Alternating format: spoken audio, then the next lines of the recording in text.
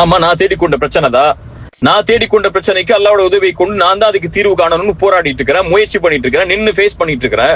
நின்னு ஃபேஸ் பண்றவனையும் முயற்சி பண்றவனையும் கை கொடுத்து தூக்கி விடலாம் பரவாயில்ல, கையை தட்டி விட்டு குழி தோண்டி புதைக்காம இருக்கணும்.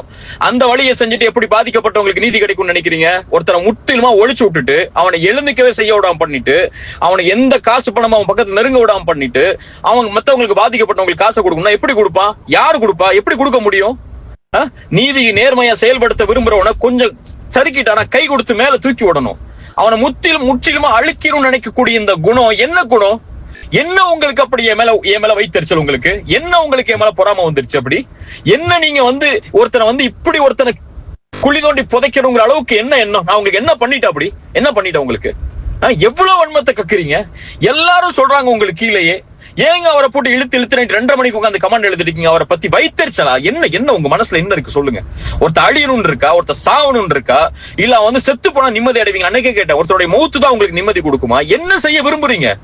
ஒருத்தர் காசை வாங்கியிருக்கா, வியாபார தொடர்பு நடந்திருக்கு, கடன் வாங்கியிருக்கா, அந்த கடனை திருப்பி கொடுக்குறான், வியாபாரத்தை நஷ்டம் ஏற்பட்டுச்சா அதை எப்படி சரி கட்டி அந்த காசை கொடுக்கணும்னு முயற்சி பண்றான். அதை செய்யறதுக்கு வழியை கொடுங்க.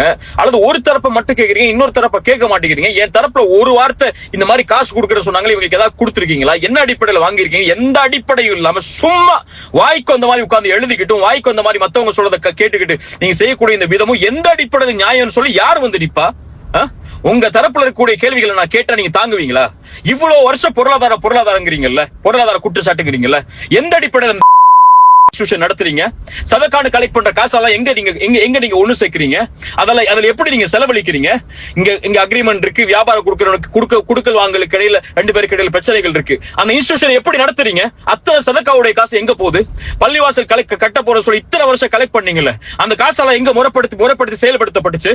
கேட்கவா கேள்விய? இன்ஸ்டிடியூஷன் வச்சு கேள்வி கேட்க வைக்கவா? பதில் சொல்ல தயாரா இருக்கீங்களா?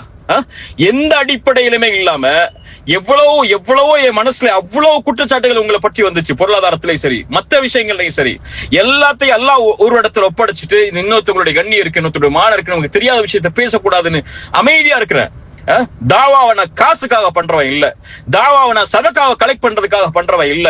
அழைப்பு பணியில் அல்லாஹ்வுடைய முகத்தை நாடி எந்தவித ஒரு பைசாவை கூட எதிர்பார்க்காம என்னுடைய சொந்த செலவுலையும் நான் சம்பாதிச்ச ஹலாலான வருமானத்திலையும் தாவாவை பண்ணிட்டு இருக்கிறேன்.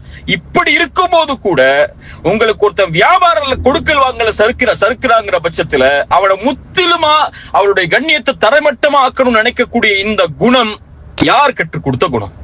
இது உங்க மனசுல எப்ப ஆறப்போகுது? ஒருத்தருடைய மரணம் தான் ஆற வைக்குமா? அல்லாஹ் நீங்க செய்த குற்றங்களை முதல்ல பாருங்க. உங்களை பத்தி வந்த அத்தனை குற்றச்சாட்டுகளை நான் இப்ப பேச ஆரம்பிச்சேன்னா நல்லா இருக்காது. அல்லாஹ்விடத்துல நீங்க தௌபா செய்யுங்க. நான் செய்யறேன். நான் அல்லாஹ் பயப்படணுமா? அல்லாஹ் பயப்பட வேண்டிய கடமை இருக்கு. நான் திருத்திக் கொள்ளணுமா? 1000 திருத்திக் கொள்ள வேண்டிய கடமை இருக்கு. குறைகள் இருக்கு, 1000 குறைகள் இருக்கு. நான் மீளணுமா? 1000 முறை அல்லாஹ்விடத்துல மீளவன் இருக்கு. ஆனா ஃபலா துஸக்கு அன்ஃபுஸக்கும் அதை மட்டும் மனசுல வச்சுக்கோங்க.